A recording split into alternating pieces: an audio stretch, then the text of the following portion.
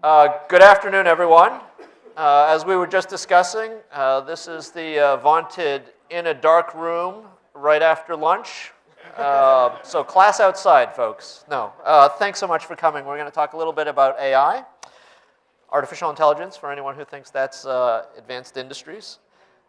People might have noticed, for instance, anybody heard of AI? Okay, one or two. First of all, my name is Michael Chu. I'm with McKinsey & Company, and specifically the McKinsey Global Institute. We've been doing some research on AI, robotics, and automation for quite some time. People probably know the term artificial intelligence was invented over a half century ago, so it's been around for a while. Most of us probably weren't around when that happened. And what's interesting is, over time, we've had these. Anyone heard of the term AI winter? It's basically it's been hyped, and then it's sort of like becomes unhyped in a pretty strong way. I read this story once where people say, you know what, we call it AI until it works, and then we call it dishwasher, right? I mean, and we've seen that happen a little bit as well, right? Where it's this amazing, sexy thing, and then suddenly when it starts working, we don't call it that anymore. Expert systems and so on and so forth, that's all happened. But we seem to be, it's springtime again, right, in AI? And so I think what we want to explore a little bit is why is it spring? But perhaps more importantly, how is this impacting business? And then a little bit about some of the challenges that we might have. So with that, I know we don't want to do bios necessarily, but if I could ask each of you to introduce yourself briefly with your name, corporate affiliation, and what you're working on now.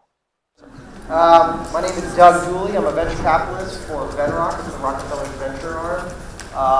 We have two different kinds of teams. We have a life sciences investing team, and we have a technology investing team. I'm on the technology team, and I lead our investments in cybersecurity, cloud infrastructure, and increasingly on things like artificial intelligence and machine learning.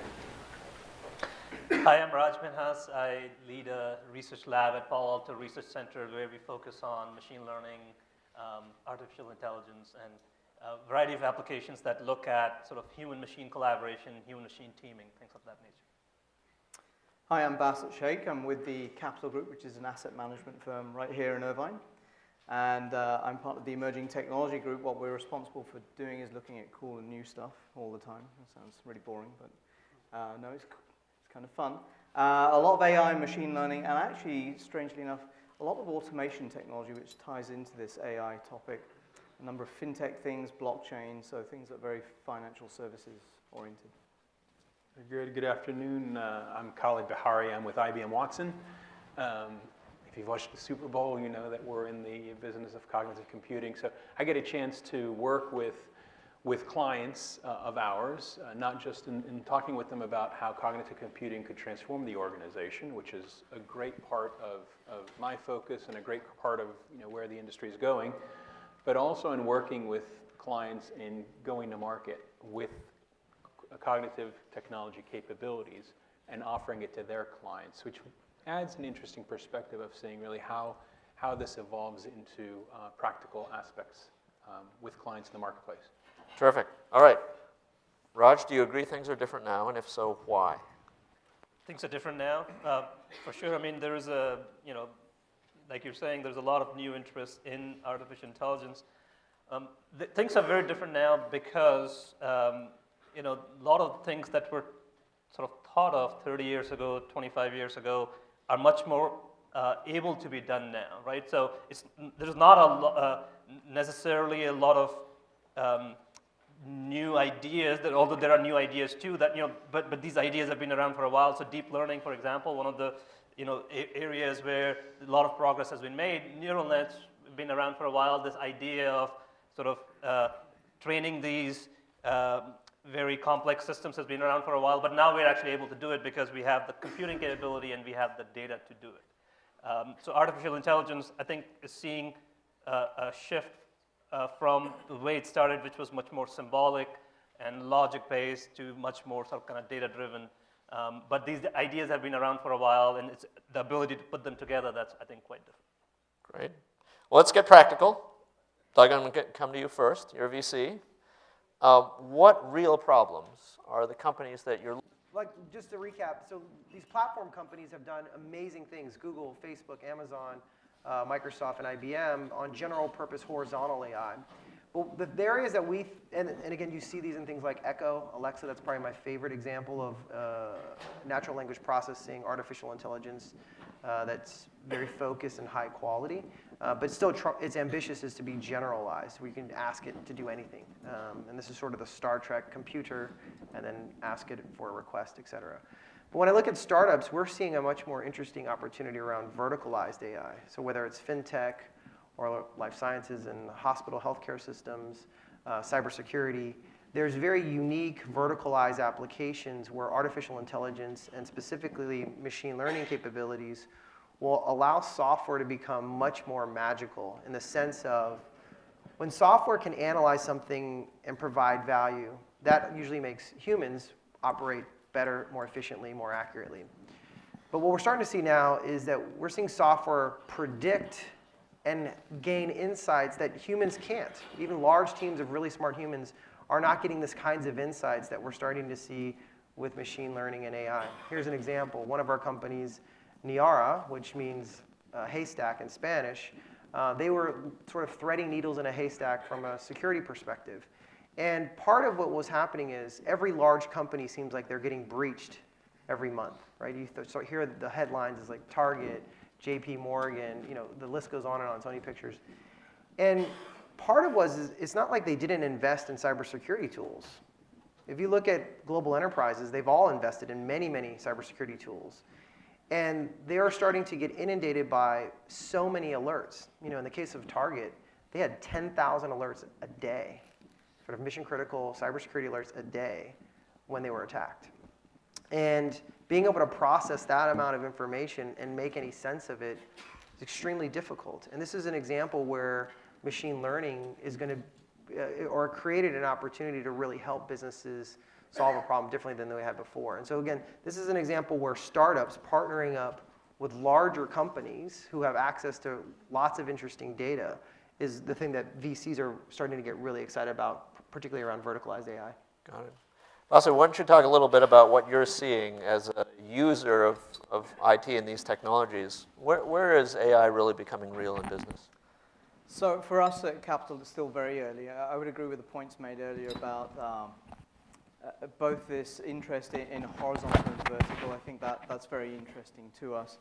To points that Raji made earlier, the reason we think it's going to stick and therefore is relevant to us is because, again, this explosion of data is not reasonable for humans to be able to process all of that and make sense of it. So the needle in a haystack type of scenario makes a lot of sense.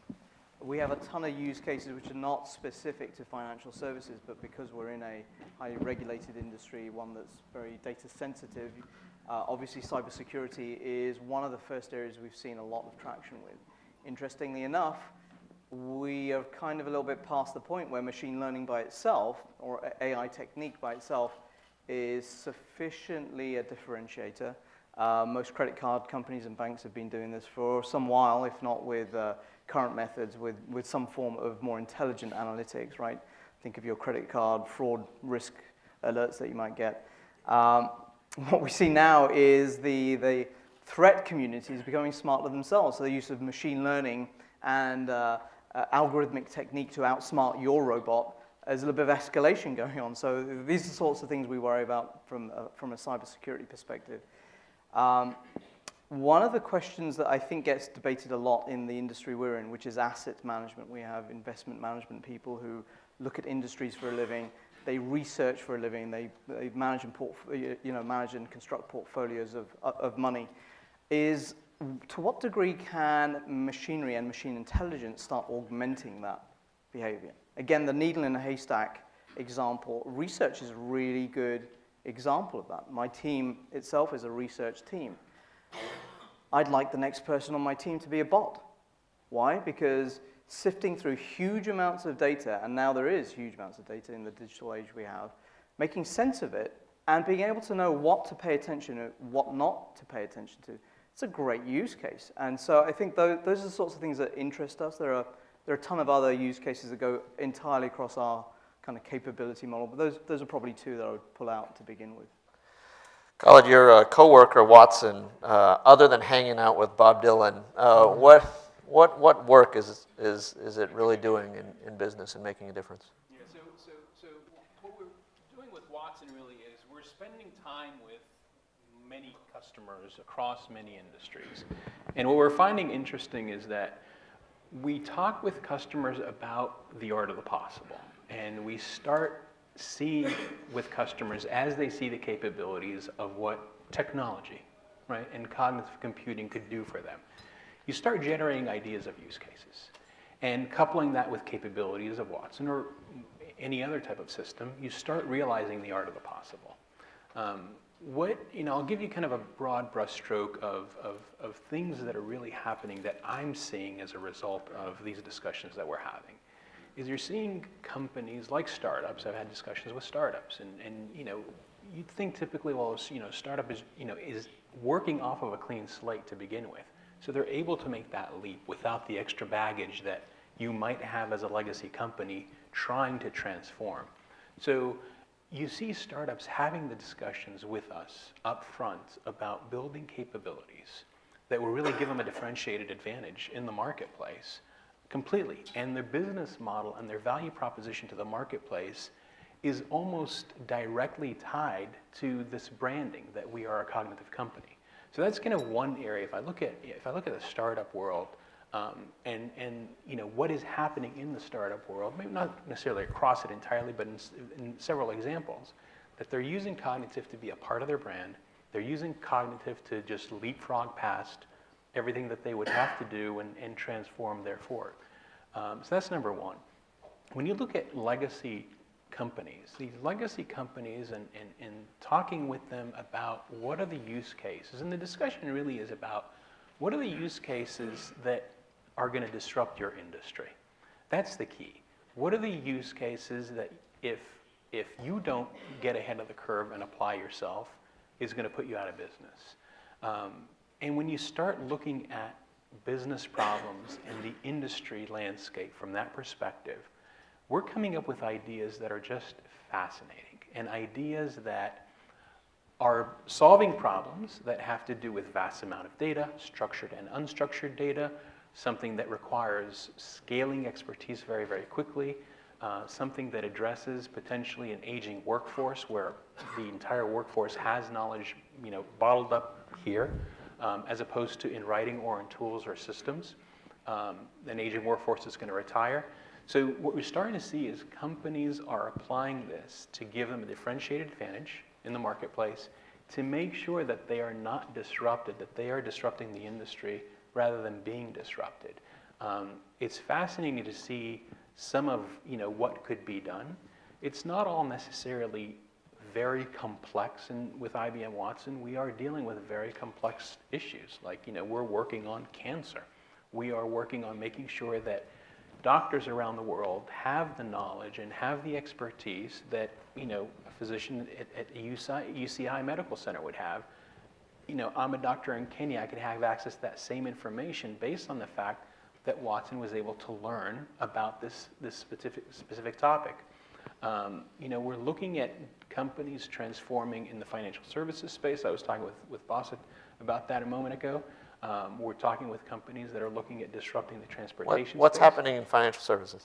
Well, in financial services, what we're seeing is you've got in various areas, but you've got where are companies able to serve their customers by knowing who their customers are, understanding customer profiles, understanding market trends, leveraging structured and unstructured data. Within other areas you're looking at, for example, if you were to look at space related to audit, how can a company that does audit suddenly take advantage of cognitive technology that could learn and can scale and can leverage data such that you can deliver these services with more level of precision and confidence. So let's pull on that data thread a little more. Doug, I know that you started by saying how important data is to AI, the machine learning opportunity. To what extent is that changing the game now, and what do you look for when you say, look, data is going to be a key differentiator for AI to really take hold? Yeah, so I mean, right now we're at the sort of the hype curve of what AI machine learning is, and so unfortunately, just interesting software will often be called AI and machine learning. Even that's sort of an overstatement. And so at least as a VCs, one of the lenses that we use as a filter to decide, does this actually even make sense to attack this with machine learning and AI, is something that we learned from Google. And so what Google taught us was that, yes, large differentiated data is sort of the number one most important aspect of attacking a problem with machine learning and AI. Number two is outcome. The number of possibilities of what the answer can be need to be bounded. So whenever you're attacking a problem where the answer is unbounded, that tends to be a bad time to use machine learning or AI. And specifically, deep learning is the thing that we're most fascinated with, because deep learning is the unsupervised way where the machine continues to learn and improve on its own without any assistance from humans to supervise. Because that is, in some ways, one of the most powerful kinds of software mechanisms to go solve. So in things like the example that Google gave us was voice. The reason why voice has gotten so much better in the last 2 years is that Google and a lot of other companies like Amazon have figured out that pumping in lots of different kinds of noise that they hadn't put in before into the system has actually yielded a higher quality outcome. The example is, in the case of both Google and Amazon, if you ever notice using, by raise of hand, how many people have an Amazon Echo, Alexa? Yeah, a lot. So the majority of the room. So if you notice, they have 8 microphones in the Echo. This is the bigger one. And part of why it works so well is that they've pumped tons of white noise around water faucets running, dishes clanking, kids running in the background. All of that noise has actually been forcefully put into the input stream. And they've known that this could be a potential output. Before they did that, a lot of times voice didn't work well. If you have Siri on Apple, 2 years ago, it's much different than it is today. It still hasn't kind of gotten where it could. But again, all of these are just examples of the right kind of data with a bounded outcome, like a dictionary of words or sounds of white noise. That is the finite amount of outputted outcome. So these are the kinds of problems that we look for. So there are certain kinds of problems in, let's say, financial services, where the answer is it depends. There's not like a definite finite outcome in that answer. And when that occurs, we start to shy away from sort of machine learning and AI, particularly unsupervised, as the best mechanism to attack that problem. And the other thing that sort of scares us is when an entrepreneur or a business person comes to us and says, listen, we have the most incredible data scientists with the most amazing algorithm writers. The moment they say that, that for us is a tell that we're probably going to walk away. Right? Because that is not an area where I think companies are going to differentiate themselves or technologies are going to differentiate themselves. It's not the algorithms. It's not how much you layer in.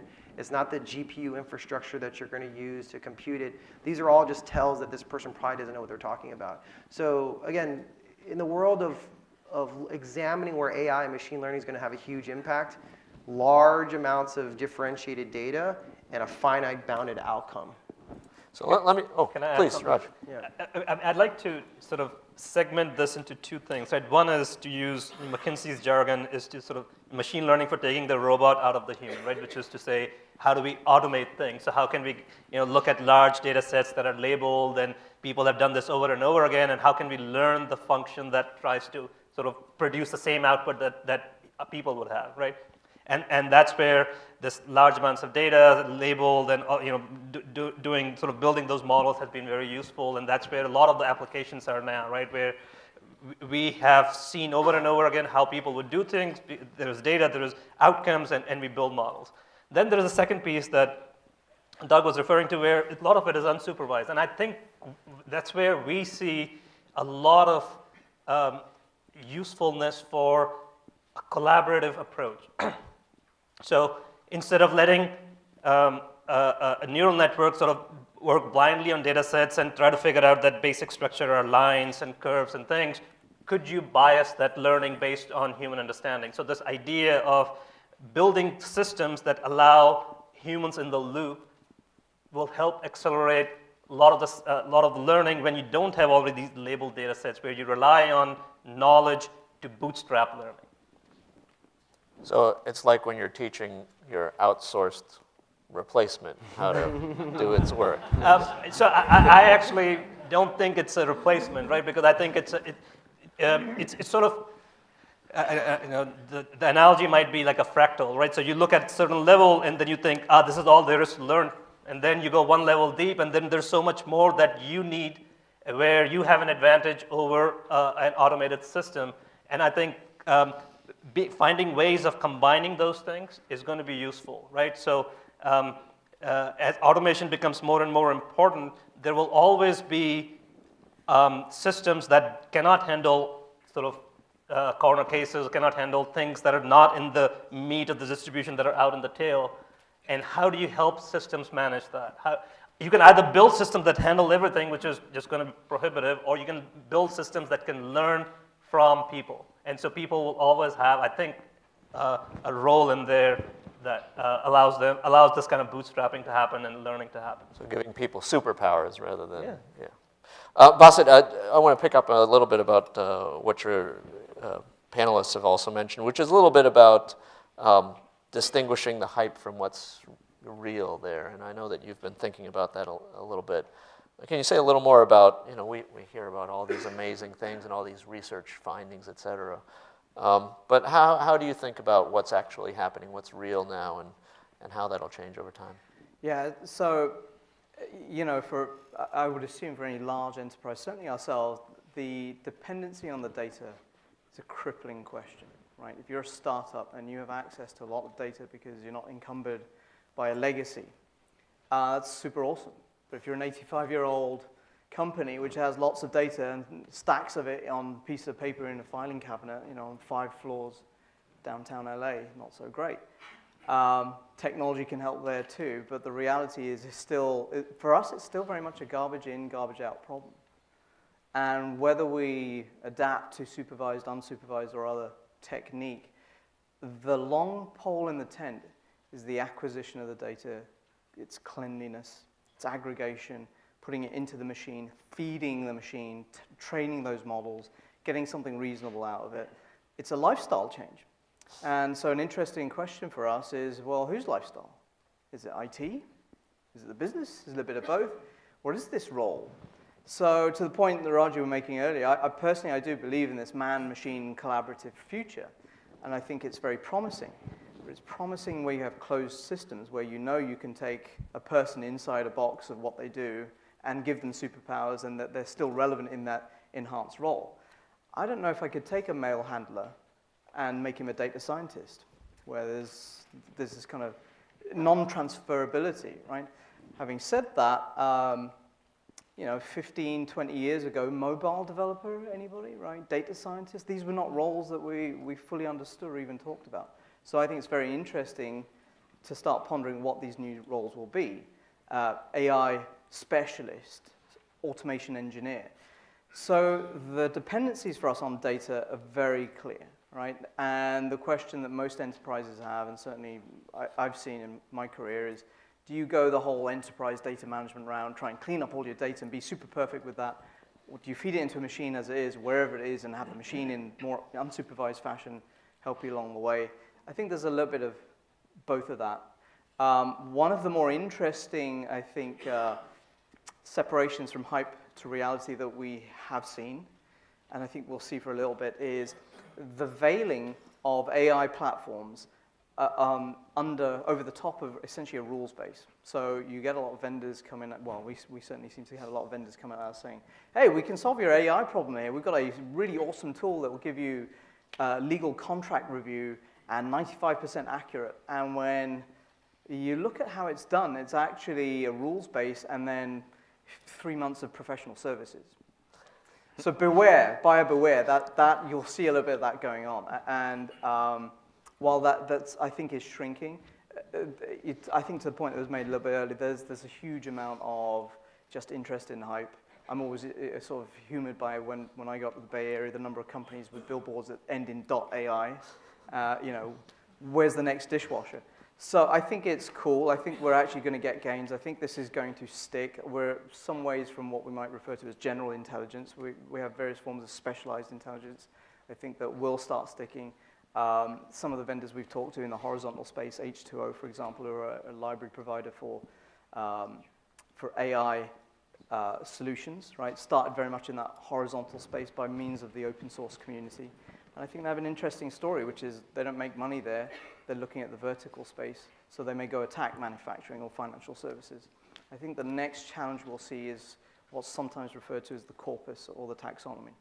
So in financial services, there's a particular language that we use. Depending on where you are in the business, if you're an investment research analyst, there's a particular style of language used there for what you do and how you operate. It's very different to a customer service rep. And I think that that's going to be the next reality moment for us. Is great that we have these tools. Are we now staring down the barrel of understanding how we talk about ourselves before we can get the machines to be useful? So, Khaled, speaking of professional services, what from an organizational standpoint, as you see companies start to adopt AI, is the biggest challenge that you've observed? Yeah. So, and that's interesting. And part of what I was talking about earlier is I have an opportunity to work with companies in taking AI out to the marketplace, so you get a chance to see what it really takes. The first most important thing, as I've seen, and I've worked on very large AI transformations for companies. The first thing it takes, and it seems cliche, but it is so true in practice, is the leadership commitment. This is not an easy undertaking, and depending on the size of the company, but right now I'm kind of, what I have in mind as I'm talking with you about this is a global company, right, with multiple, offices and locations around the world. So the focus from the top and the leadership and the commitment is really not to be taken lightly.